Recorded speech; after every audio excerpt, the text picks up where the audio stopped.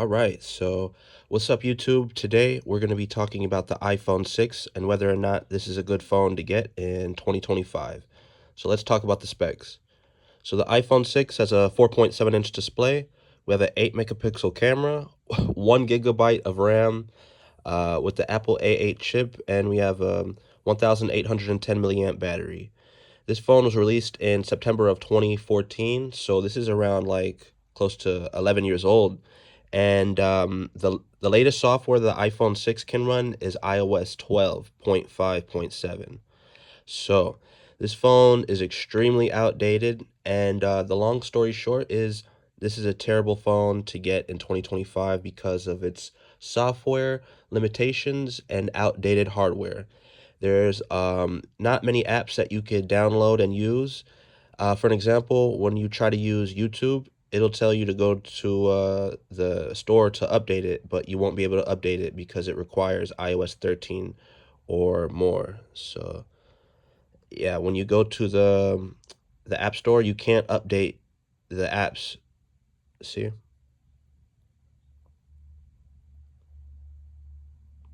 Requires 15 or later. So you could use YouTube in the Safari browser. It works, but it's very slow. And things like Roblox won't even work. Most I'm gonna say like most apps will not work for this phone. And this phone has quite a bit of limitations. So it's gonna be stuck on there for a while.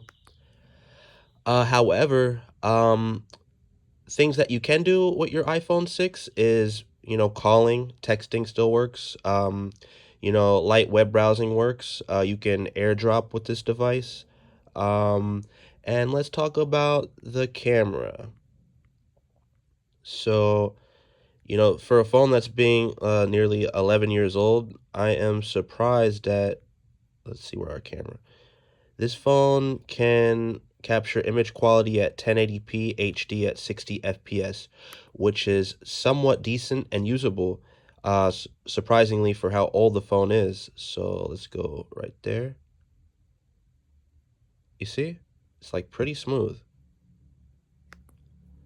So yeah, with that being said, the phone is quite old, very lightweight, super thin, but with the outdated hardware, not much RAM, only 1 gigabytes of RAM in here. The software only being able to go up to iOS 12.5.7. This phone is quite terrible and almost unusable in 2025. So let's look at general and software update. We can see this is the latest software we can get, and we got that home button, headphone jack at the bottom. This phone uses the lightning port, which is pretty cool, but the iPhone 6 is pretty much like a dumb phone at this point.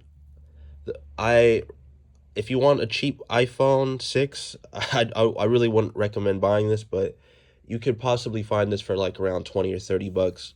And this will this will be a phone that you can make simple calls and text on, take somewhat decent photos and videos, and it'll work.